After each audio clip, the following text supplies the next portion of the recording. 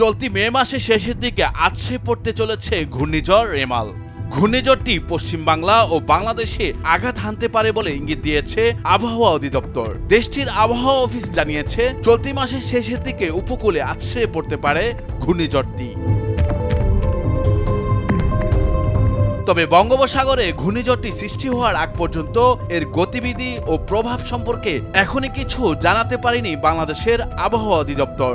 রাষ্ট্রীয় সংস্থাটির পক্ষ থেকে নজর রাখা হচ্ছে সার্বক্ষণিক।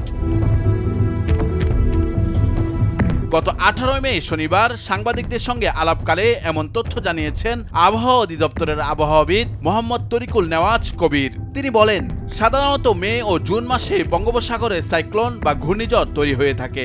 এটা বর্ষা পূর্ব ও বর্ষা পরবর্তী সময়ে হয়ে থাকে।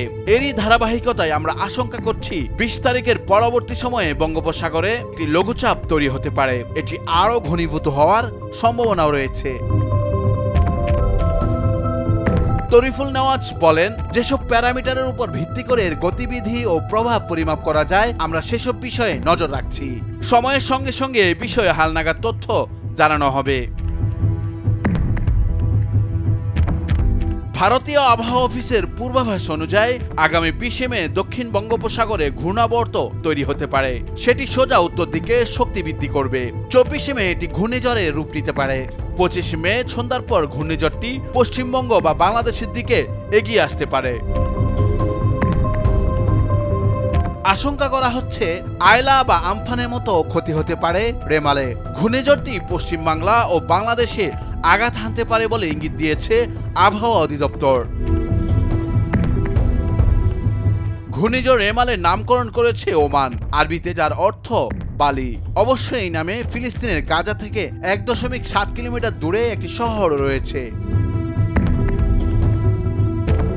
বিশেষজ্ঞরা মনে করছেন, শেষ পর্যন্ত যদি দক্ষিণ পূর্ব বঙ্গোপসাগর ও উত্তর সংলগ্ন আন্দামান সাগরে ঘূর্ণিঝড় তৈরি হয় এবং উত্তর ও উত্তর পূর্ব দিকে অগ্রসর এগিয়ে যায়, তাহলে সেটির সম্ভাব্য গন্তব্য হবে মায়ানমার এবং সংলগ্ন বাংলাদেশ, যা পশ্চিমবঙ্গ থেকে অনেকটাই দূরে। ফলে পশ্চিমবঙ্গের উপর ঘূর্ণিঝড়ের তেমন প্রভাব পড়বে না বলে মনে করছেন বিশেষজ্ঞরা। নুরুল আফসার, নিউজ ডেস্ক, ভোরের কাগজ।